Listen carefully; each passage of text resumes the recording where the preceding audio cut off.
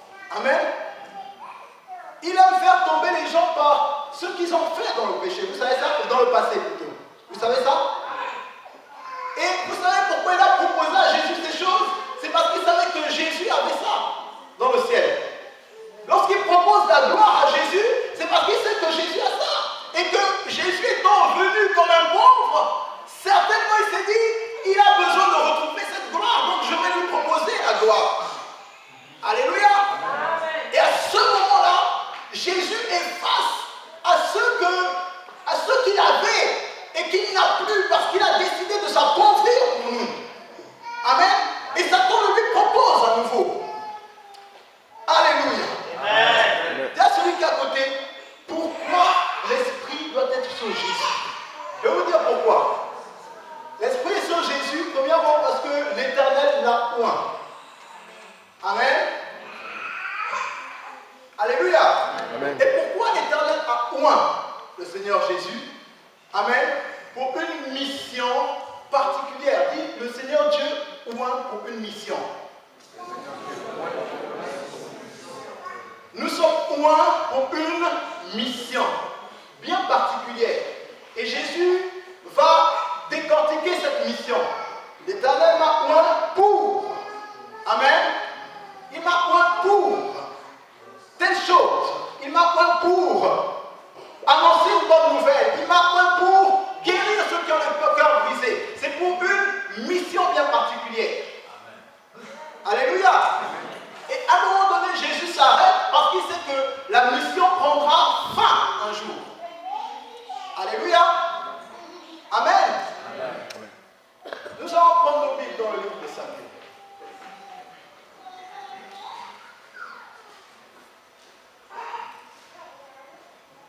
Amen. 1 Samuel chapitre 15 à partir du verset 17. 1 Samuel chapitre 15 à partir du verset 17. Il est écrit ceci. C'est Samuel qui parle à Saül. Et il dit à Saül ceci. Lorsque tu étais petit à tes yeux, n'es-tu pas devenu le chef des tribus d'Israël? Chose importante. Est-ce qu'on peut répéter ce passage après moi? 1, 2, 3. Samuel dit. Lorsque tu étais petit à tes yeux, n'es-tu pas devenu le chef des tribus d'Israël? Et l'Éternel ne t'a-t-il pas point pour que sois roi d'Israël? Amen. Il dit quoi? Lorsque tu étais petit à tes propres yeux, est-ce qu'à ce moment-là, tu n'es pas devenu le roi d'Israël? Est-ce qu'à ce moment-là, les regards de l'Éternel ne se sont pas fixés sur toi? Il y a une très grande révélation là-dedans. Amen. Qui veut être loin de l'Éternel ce soir? Alléluia. Le sous-thème ce soir, c'est le loin de l'Éternel. Amen. Lorsque Samuel s'était considéré petit à ses propres yeux, c'est à ce moment-là que les regards de l'Éternel se sont fixés sur lui. Lorsque Jésus a accepté de renoncer à la gloire qu'il avait au ciel, de refuser la gloire que Satan lui proposait, à ce moment, l'Esprit du Seigneur est venu sur lui. Alléluia. Je la vois à ce moment parce que Jésus a décidé de se faire petit. Bien qu'il soit grand sur toutes choses, il a décidé d'être petit. À ce moment-là, Dieu parle à Samuel. Il dit, tu es devenu roi d'Israël. Mais tu n'es pas devenu roi d'Israël par ta force. Tu es devenu roi d'Israël parce que tu étais petit à tes propres yeux. Alléluia. Parce que tu étais humble. Alléluia. Parce que tu savais parler. Tu avais un bon témoignage. Tu cherchais Jésus. Tu cherchais à comprendre la pensée de Christ. Tu cherchais à valoriser ton frère. Tu ne cherchais pas à couler ton frère, mais tu le valorisais. Alléluia. Tu cherchais à faire du bien à celui qui était à côté de toi. Tu te mettais à part pour ton frère. Tu étais petit à tes yeux. Alors moi, l'Éternel, j'ai fixé mes regards sur toi et je t'ai mis roi d'Israël. Amen. Alléluia. Je t'ai mis roi d'Israël. Pourquoi? Parce que tu étais petit à tes yeux. Et je me suis dit à ce moment, je ne peux donner qu'une vraie mission à celui qui se fait petit. Parce que la Bible dit que Dieu élève les humbles. Alléluia. Il fait grâce aux hommes. Alléluia. Voici comment, et la Bible nous le démontre. Lorsqu'il va décider de rejeter Saül, il va fixer ses regards sur celui qui est encore petit. Sur celui qui est petit à ses propres yeux. Amen. Sur David. Amen. Alléluia. Lorsque tu étais petit à tes yeux. Vous savez, il y a des personnes qui à un moment donné étaient petits à leurs yeux. Ce soir, le but de ce message, c'est vraiment d'apporter, par la grâce du Saint-Esprit, la guérison. Amen. C'est d'apporter le renouvellement. C'est d'apporter un réveil spirituel dans notre propre vie. Alléluia. Un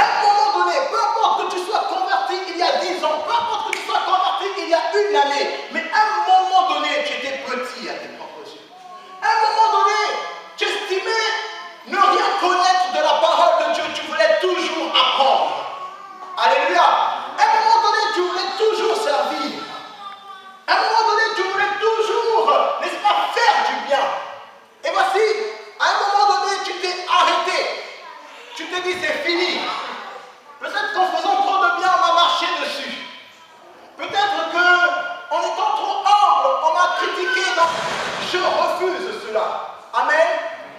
Et à ce moment, Dieu dit, maintenant que tu as commencé à t'élever et à te dire que tu dois te justifier toi-même, et à te dire que tu dois démontrer à tes frères que tu es aussi quelqu'un dans l'église, écoutez, je suis aussi quelqu'un dans l'église, à ce moment-là, amen,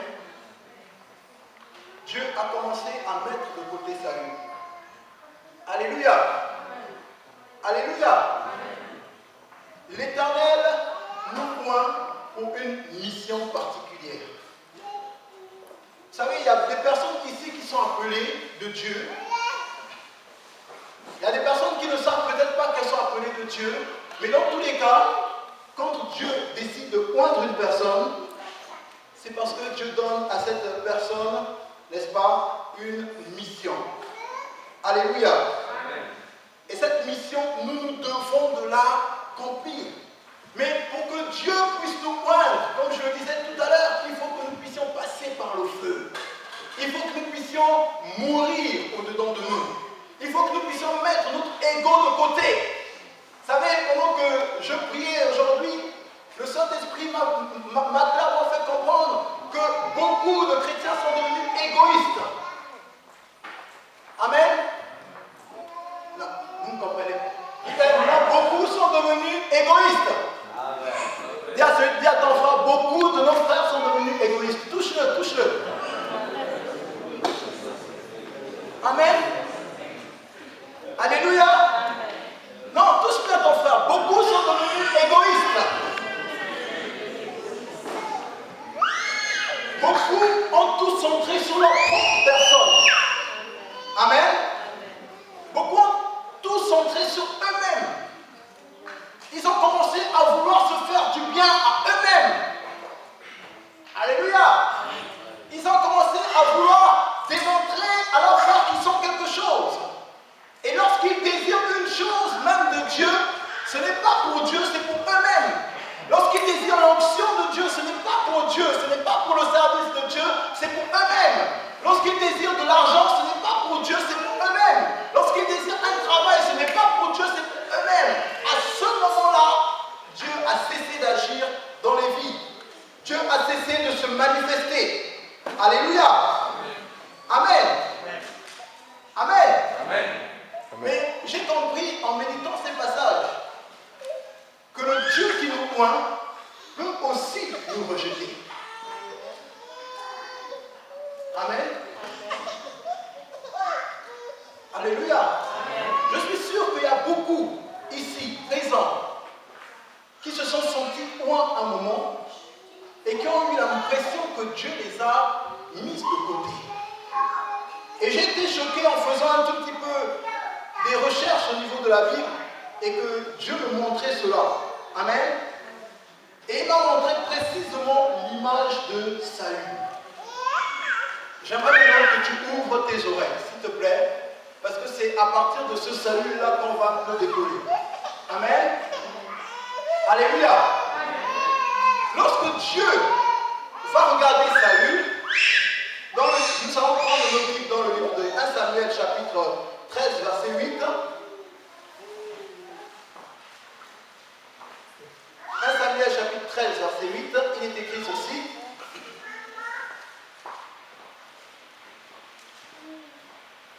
Il est écrit ceci.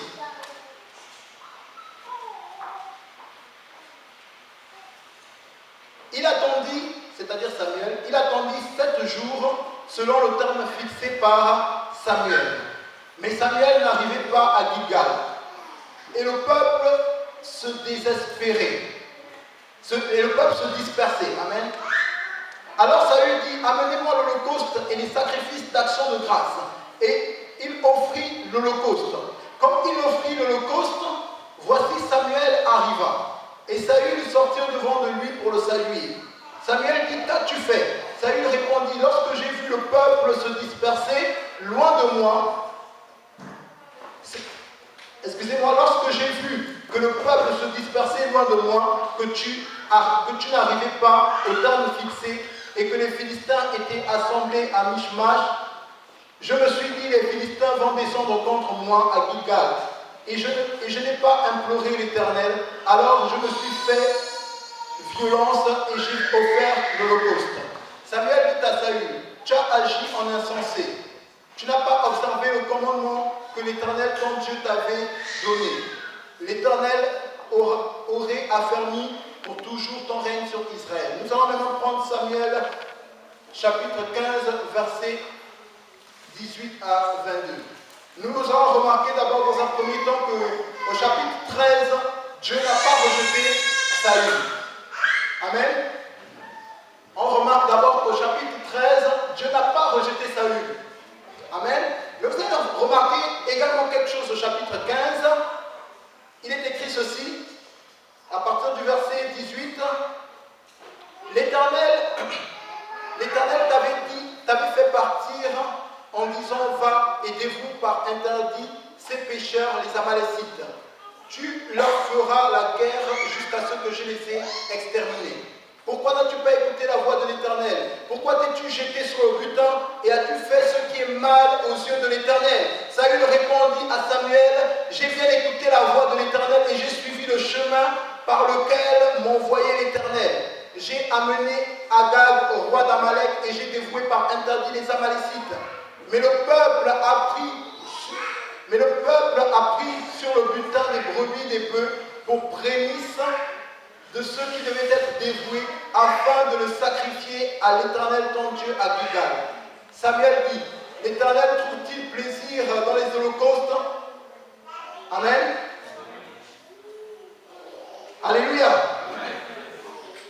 Et nous allons lire plus bas, verset 23, il dit, puisque tu as rejeté la parole de l'Éternel, il te rejette aussi comme roi.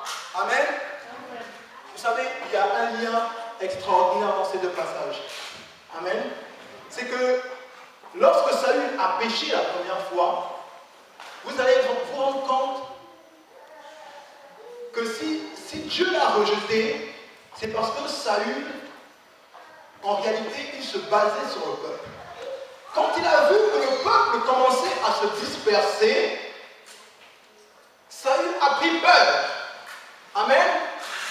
Saül a commencé à dire, mais les gens commencent à quitter mon église. Vous comprenez? Les gens commencent à fuir mon église. C'est pas normal. Nous étions 1000 hier, ils commencent à se disperser. Il y a quelque chose qui ne va pas. Amen. Nous étions 10 000 hier dans l'église. Aujourd'hui, tout le monde commence à partir. Alors, Saül commence à réfléchir. Et il se dit, non, je n'ai pas besoin d'attendre que le Saint-Esprit fasse quelque chose. Il faut que je devance le Saint-Esprit. Amen. Et il a commencé à mettre les choses sur pied par ses propres moyens en mettant le Saint-Esprit à côté. Amen. Là, Dieu s'est contenté à reprendre Saül. Vous comprenez? Dieu s'est contenté à reprendre Saül. Il dit, écoute, tu ne dois pas agir comme ça. Parce que si tu agis comme ça, je vais te rejeter. La deuxième fois, quand Saül pêche, il met toujours le peuple en avant. Vous savez, il y a des personnes qui pensent que le peuple leur appartient. Amen. Et qui font tout, pas pour plaire à Dieu, mais pour plaire au peuple. Amen. Et Saül commence à dire à Samuel, mais tu sais, le peuple, en vrai, il justifie à Dieu son erreur. Il dit, tu sais, Seigneur, j'ai quand même bien œuvré. Hein. Tu sais que j'ai quand même accompli la mission. On a organisé des campagnes d'évangélisation. Hein. Seigneur, on a fait comme ça. Seigneur, on a fait ça. On a fait comme tu as dit. Amen. Il a commencé à justifier à Dieu, à exposer à Dieu tout ce qu'il avait fait. Tous ses exploits, il les a exposés à Dieu. Seigneur, je suis parti, j'ai fait des choses, j'ai ouvert 4 églises, je suis parti fortifier ma soeur Christina, je suis parti fortifier mon frère Teddy qui en avait besoin, je suis parti faire telle ou telle chose. Amen. Et tout ça pour justifier son erreur. Et vous que Dieu a oint qui justifient leur erreur à partir même de la parole de Dieu. Est-ce que vous le savez? Non. Est-ce que vous le savez? On dirait que vous ne le savez pas. Est-ce que vous le savez? Si vous le savez, dites Amen. Amen. Si vous le savez pas, levez la main. Je vous apprends ce soir qu'il y a beaucoup qui justifient leur erreur par la parole de Dieu. Seigneur, tu m'as dit de faire comme ça. Amen. Alors que Dieu, leur propre intérêt, ce n'est pas Dieu. Amen. Ce n'est pas Dieu. Ils sont conduits par... S'ils font les choses, c'est pour plaire au peuple de Dieu. Dis à celui qui est à côté de toi, je ne suis pas là pour te plaire, frère. Non, non, non. Tous ton frère dit, je ne suis pas là pour te plaire. En tant qu'homme de Dieu, je ne suis pas là pour plaire à quelqu'un. Amen. Je suis là pour plaire à Dieu. Amen, amen. Dieu avait dit, ne faites pas, mais comme le peuple voulait. Amen. Vous savez, aujourd'hui, ce sont les hommes, beaucoup d'hommes qui dirigent les églises. Et c'est ça le grand problème aujourd'hui. Pourquoi est-ce que nous ne voyons pas de réveil? C'est parce que l'homme décide de diriger l'église. Et quand il décide de diriger l'église, il justifie à Dieu son erreur. Amen. Il dit, Seigneur, tu sais, si je n'avais pas dirigé, on ne sait pas, je ne sais pas comment on aurait marché. Si je ne m'étais pas levé, je ne sais pas comment la source aurait fonctionné. Il a fallu, Seigneur, que je prenne des décisions. Ce n'est pas à toi de prendre des décisions, c'est au Saint-Esprit de prendre des décisions sur ta vie, sur la mission qu'il t'a donnée. Et c'est pour vous dire, frère, qu'il a donné une mission à tout un chacun. Amen. Que ce soit au pasteur, que ce soit à des personnes dans l'église, à vous tous qui êtes assis, Dieu veut donner une mission. Amen. Mais pour qu'il puisse donner cette mission, il faut que tu te fasses tout petit. Alléluia. Il faut que tu t'écartes. Écarte-toi de ceux qui parlent trop. Écarte-toi de ceux qui peuvent t'embrouiller. C'est le peuple qui a embrouillé Saül. Amen. Il a pris peur à cause du peuple. Alléluia. Il s'est effrayé à cause du peuple. Mais fais-toi tout petit et compte sur l'Éternel. Vous savez, le peuple peut s'écarter. Pour les pasteurs, les hommes de Dieu qui sont là, pour ceux qui sont dans les églises. Amen. Vous savez, quand une église, les gens commencent à se vider, ça ne veut nullement dire que c'est l'échec de l'église. Quand Saül a vu que le peuple était en train de se disperser, ça ne voulait pas dire que c'était l'échec pour Israël. Mais Saül a pris peur. Il a dit non. Et là, si le peuple se disperse, c'est qu'il n'y a peut-être plus le réveil. Tout ce que le Saint-Esprit voulait que Saül puisse faire, c'était d'attendre. Alléluia. La seule chose que Saül pouvait faire, c'était d'attendre la promesse, parce qu'il avait promis venir. Amen. Amen. Il avait promis venir. Mais Saül n'a pas voulu attendre la promesse. Il a devancé la promesse de Dieu. Et Dieu l'a écarté. Amen. Dieu prévient toujours ses serviteurs. Dieu te préviendra toujours. Mais une fois que tu vas justifier ton erreur, alors Dieu va te rejeter. Amen. Amen. Il y a des personnes qui ont à qui Dieu a mis des projets dans leur cœur, dans leur esprit, pour l'église, pour bénir l'église, qui ne sont jamais entrés là-dedans. Amen.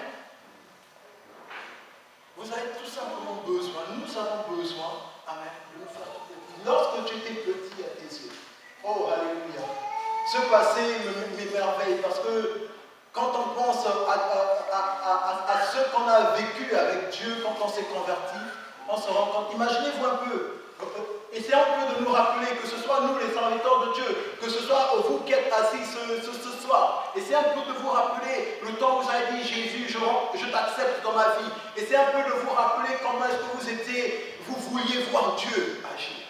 Comment est-ce que vous vouliez que Dieu intervienne dans vos cœurs. Amen. Vous étiez tellement petits, vous vouliez tellement apprendre de Christ. Amen. Je suis sûr que c'est la même chose pour tous les chrétiens. On voulait tellement apprendre de Christ. On ne voulait pas être avec ceux qui parlent trop, mais on voulait apprendre de Christ. On était prêts à se sacrifier. Alléluia. On était prêts à rater même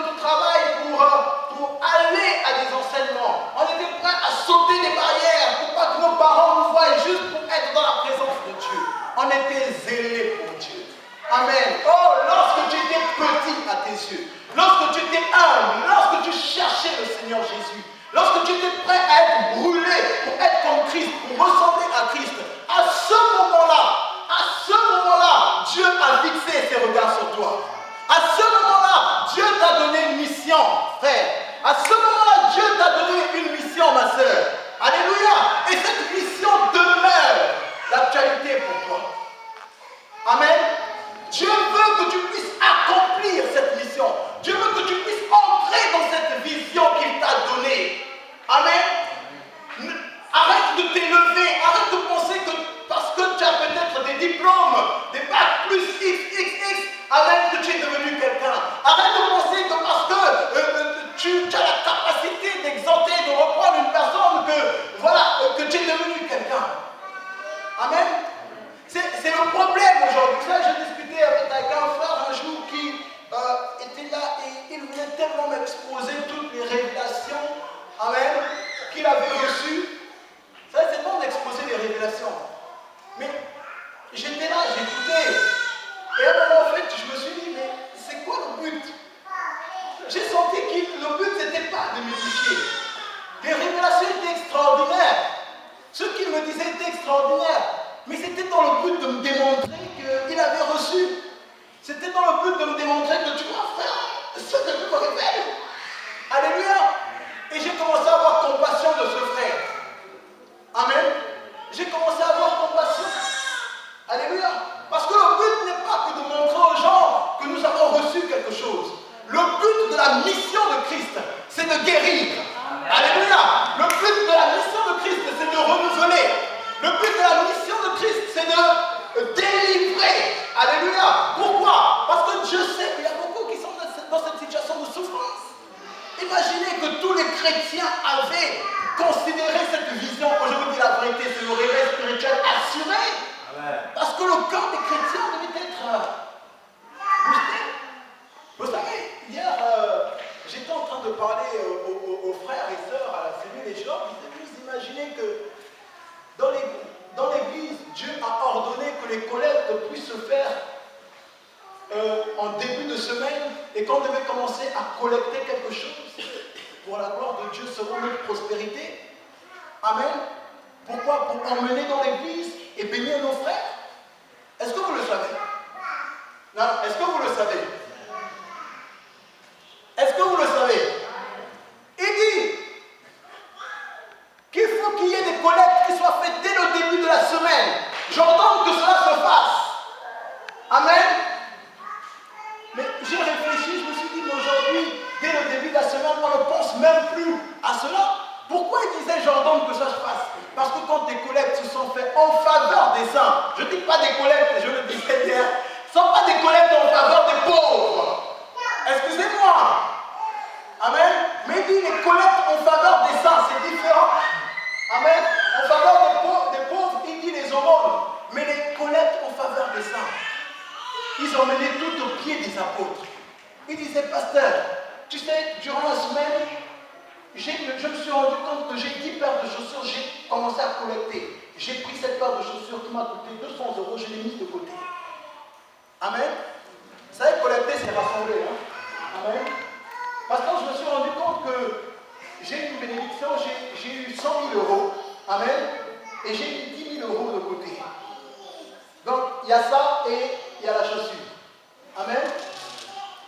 Maintenant, je me suis rendu compte que j'ai 2 voitures. Amen. J'emmène à tes pieds. Regarde l'église. Et vois qui dans l'église a besoin de ça. Que cette personne soit riche ou pas. Je disais hier que la collecte des saints, le don de Dieu ne se fait pas qu'aux pauvres. Amen. Quand Dieu parle des pauvres, il dit les aumônes. Amen. C'est ça pour les pauvres. Faites les aumônes, ça c'est pour les pauvres.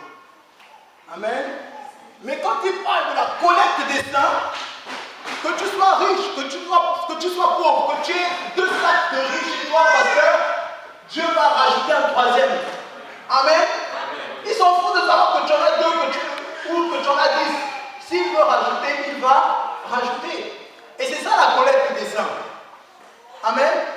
Ce qui faisait en sorte que personne dans l'église, n'est-ce pas, ne manquait de quelque chose. et il y avait la guérison. Amen. Alléluia. Pourquoi? Parce que chacun pensait guérison.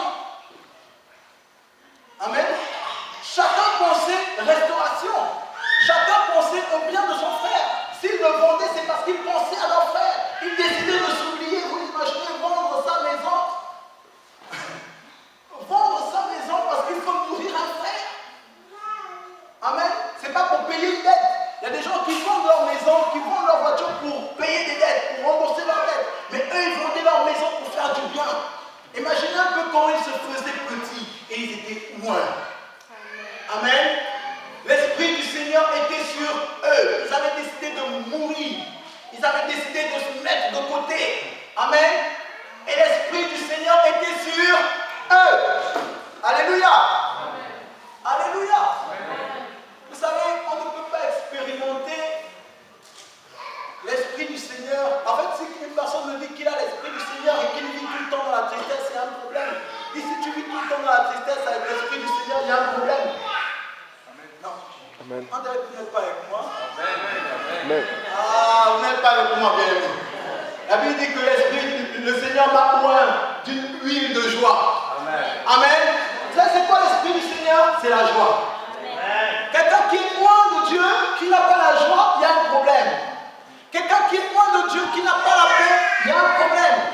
Quelqu'un qui est loin de Dieu, amen, sur qui repose l'Esprit de Dieu, qui n'a pas la vie de Christ en lui, il y a un problème.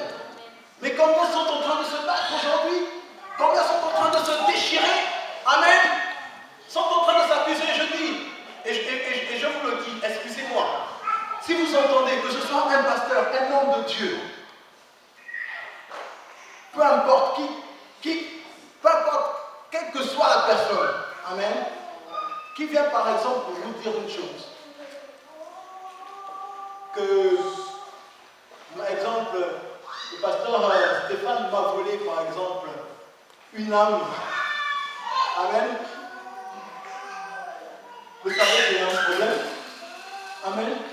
Mais combien aujourd'hui sont en train de décrier, on m'a volé les âmes? Amen. Vous avez déjà entendu ça? Est-ce que vous avez entendu ça, bien aimé?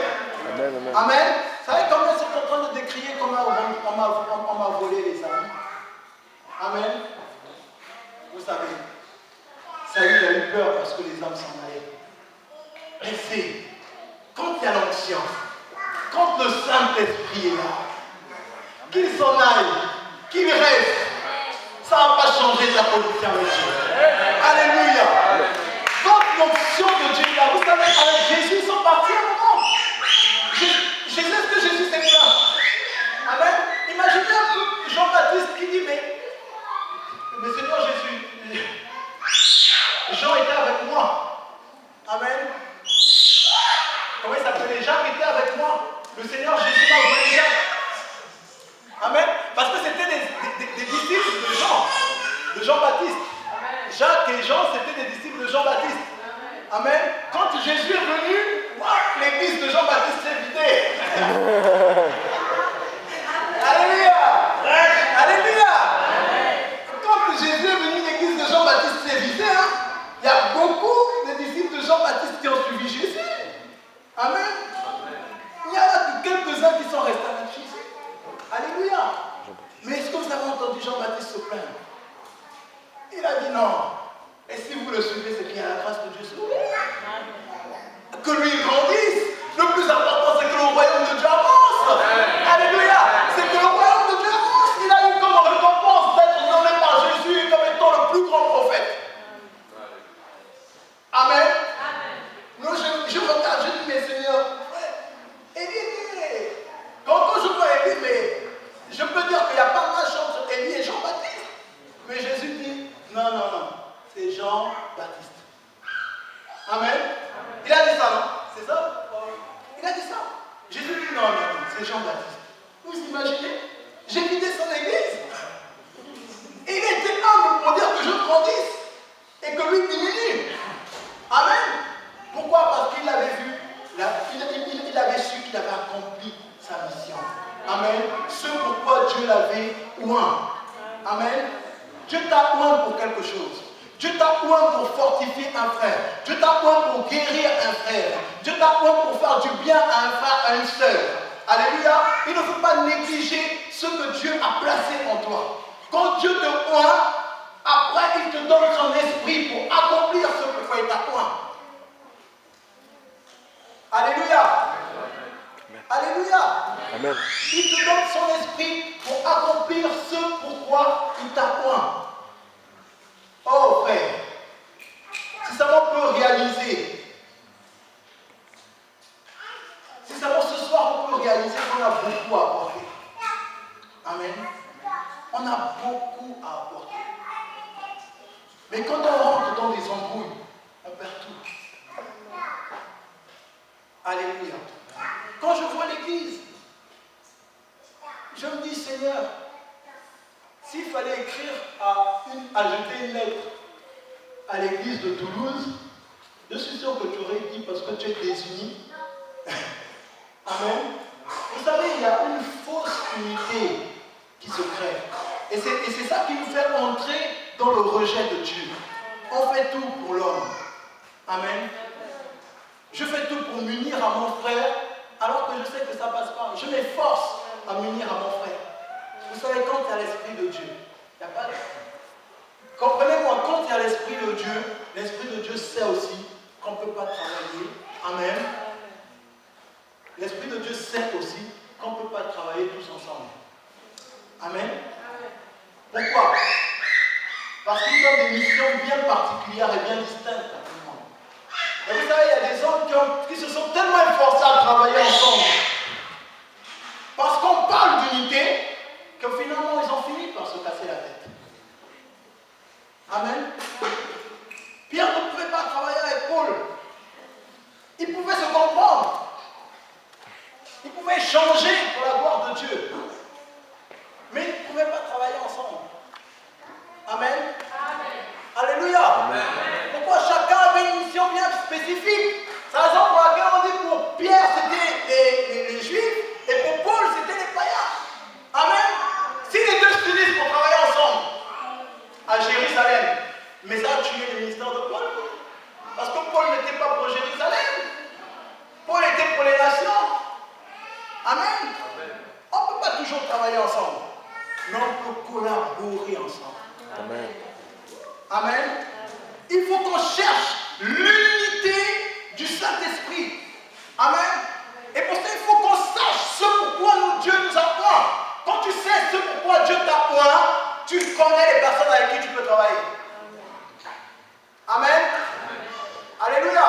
Et là, le Saint-Esprit vient et vous aide dans cette vision, dans cette mission. Amen. Et tu pourras œuvrer avec les autres, collaborer avec les autres. Amen.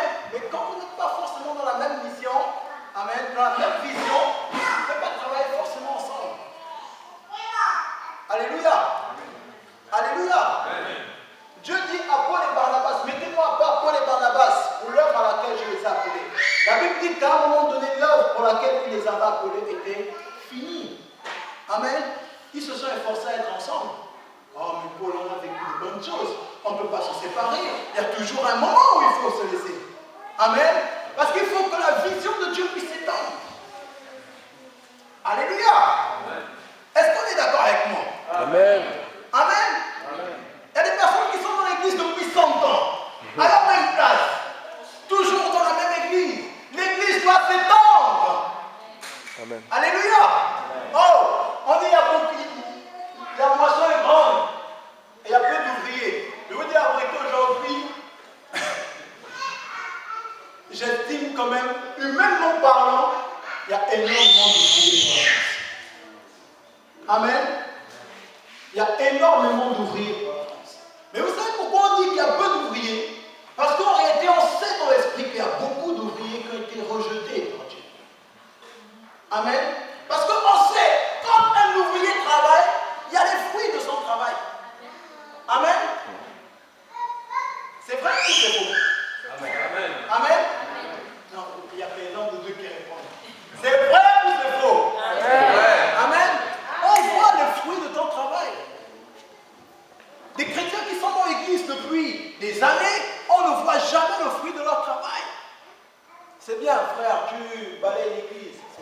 chose. Je t'encourage, continue de le faire.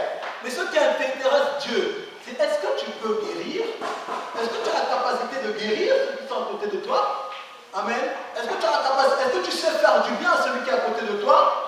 Amen. Est-ce que tu peux apporter ton pain à celui qui a faim?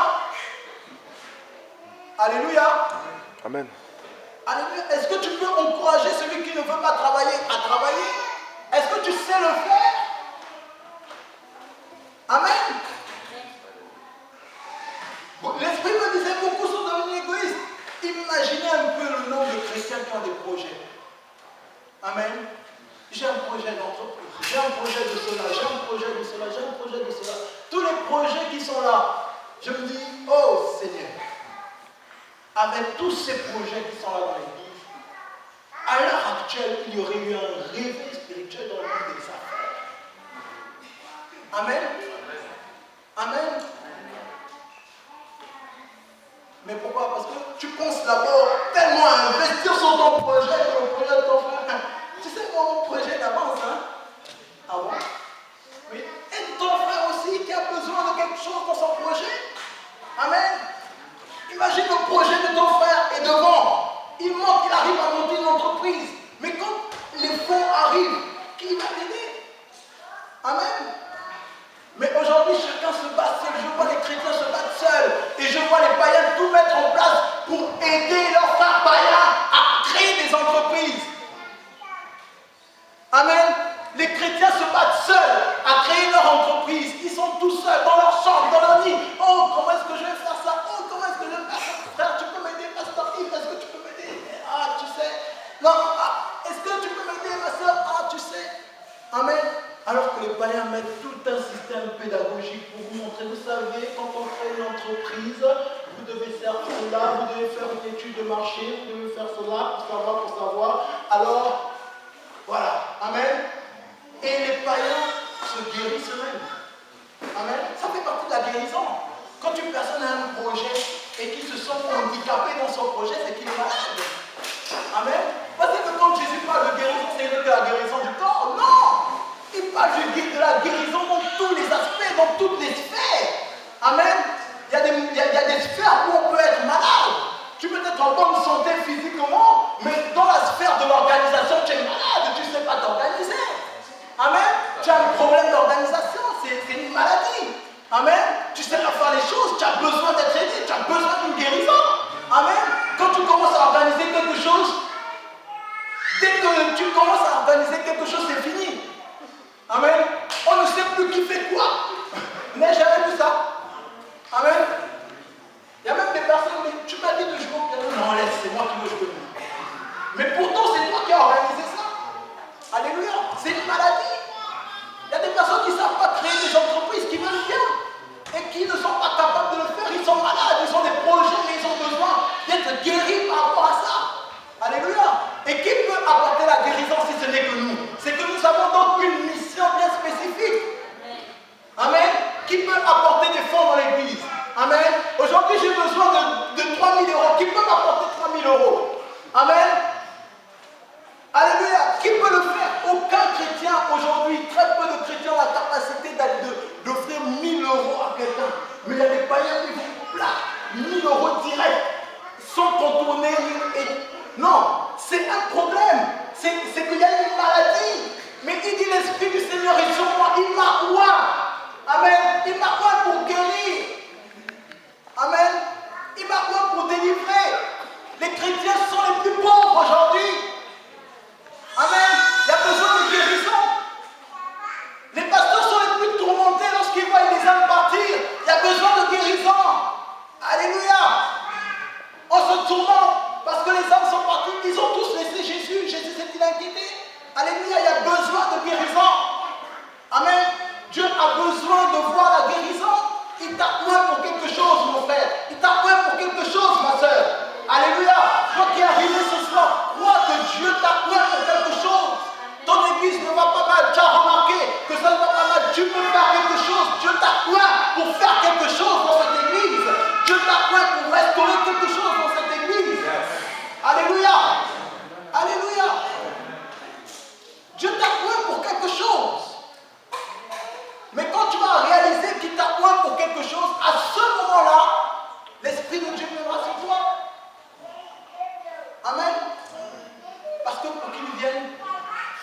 tu dois réaliser la mission. Et quand tu réalises la mission, tu es obligé dans cette mission de se faire plus petit. Tout petit. Tu es obligé. Les missions que Dieu nous donne, nous sommes obligés de nous faire tout petit. Alléluia. Parce que Dieu marche avec le fait de mourir et de revivre. Amen. C'est le principe de Dieu. Tu as compris ça? C'est que tu vas réussir dans ta vie. Tu meurs, tu produis. Amen. C'est la même chose. Dans le monde, tu crées une entreprise, tu dois mourir financièrement, ça va produire financièrement. Alléluia. Alléluia. Tu as besoin du Saint-Esprit dans tout ce que tu fais. Je veux qu'il y ait un réveil spirituel. Je veux que Dieu puisse ressourcer ce soir même les vies de plusieurs. Alléluia. Je veux que Dieu puisse impacter. C'est ma prière ce soir. Que Dieu puisse impacter. Amen. Que lorsque tu rentres chez toi, que tu dis c'est fini à la médiocrité. Que lorsque tu rentres chez toi, que tu vois une soeur, j'avais remarqué que tu avais un projet qui était similaire au mien. Est-ce qu'on ne peut pas s'unir? Est-ce qu'on ne peut pas faire quelque chose, ma soeur? Amen. Au lieu de faire tout de son côté. Amen. Les païens sont des associés.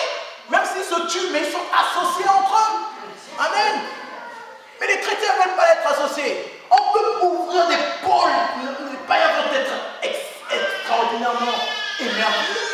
Non seulement on aura la guérison au niveau du monde des affaires, on aura la guérison physique, on aura la guérison, n'est-ce pas, morale. Amen. On va plus s'inquiéter de quoi que ce soit. Les pasteurs seront tranquilles, ils prêcheront avec joie. Parce qu'aujourd'hui les pasteurs sont tourmentés. Comment on va payer la salle? Amen. Yes. Hey. Merci. Comment on va payer la salle? Quand je regarde mon frère, je me dis que non. Non, même Stéphane peut quand même apporter quelque chose. Quand tu vas chez Stéphane, il dit ah. Alléluia. Tu dis ah, tu sais. Amen. Et quand tu vas chez les païens, mon Dieu, les restaurants dans lesquels ils mangent. Alléluia. Les restaurants dans lesquels ils mangent. Oh, pourquoi pas les chrétiens? Amen. Et quand les chrétiens font, c'est toujours à peu près. Amen. C'est toujours du froissé. On a froissé le papier. L'entreprise est froissée. Elle ouvre pour 3 mois, elle ferme pour 4. Elle ferme par la suite. Amen. Vous savez que les entreprises chrétiennes sont les entreprises qui font le plus actuellement. Elles ouvrent pour quelque temps, elles referment après. Il y a un problème. Amen. Aujourd'hui, j'aimerais que tu réalises que Dieu t'a point. C'est parce qu'on sait qu'on pouvait tout. Je peux tout. Amen. Amen, je peux tout. Je peux tout faire tout seul. Hein. Pas besoin du pasteur. Hein. Pas besoin de l'évangéliste. Je peux tout faire. Amen. L'église m'appartient. Amen. Les âmes m'appartiennent. Alléluia. L'entreprise m'appartient. Je ne peux pas me lier avec mon frère. C'est pas possible. Amen. On n'a pas la même conception. Là, les païens s'en foutent de la conception. Hein. Si tu as une autre conception, ce n'est pas un problème. Mais au moins, nos visions se ressemblent. Vous savez ça? Ce n'est pas un problème. C'est pour ça que Jésus a dit qu'ils sont plus sages que les enfants de la lumière. Parce qu'ils mettent de côté les conceptions. Tu as ta conception, ce n'est pas mon problème. Mais nos visions se ressemblent. Et si nos visions se ressemblent, on peut donc se bénir mutuellement. Amen. Donc focalisons-nous sur le fait que notre vision se ressemble et travaillons ensemble. Alléluia. Amen. Alléluia. Qui est d'accord avec cette parole? Est-ce qu'on peut se lever ce soir? Est-ce qu'on peut tous se lever ce soir? Alléluia. Amen. Alléluia. Amen. Alléluia. Amen. Vous savez, quand les apôtres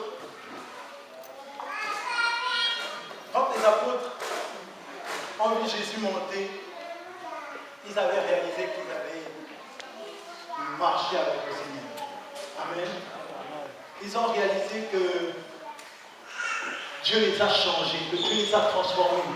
Amen. Ils ont réalisé que Dieu les a oints. Amen. Et quand ils ont réalisé que Dieu les a oints, vous savez ce qu'ils ont fait? Ils ont dit, Dieu nous a oints pour une mission bien particulière.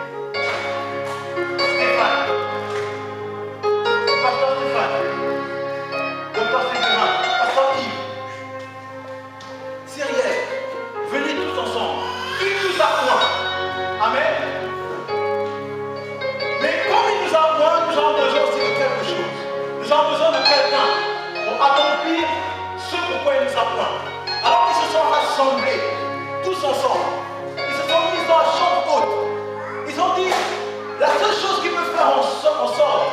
nous soyons ensemble, c'est d'attendre ceux qui l'attendent. Alléluia. Et quand le Saint-Esprit est descendu, chacun est allé de son propre côté. Lorsqu'ils ont voulu être ensemble, le Saint-Esprit a dit non, séparez-vous, parce qu'il faut que la moisson puisse grandir. Amen. Il faut que le travail puisse grandir. Alléluia. Mais ils ont été ensemble. Pas pour parler, mais pour attendre le Saint-Esprit. Amen. Ils n'ont pas été ensemble pour discuter de ce qui va arriver demain. Ils ont été ensemble pour attendre le Saint-Esprit.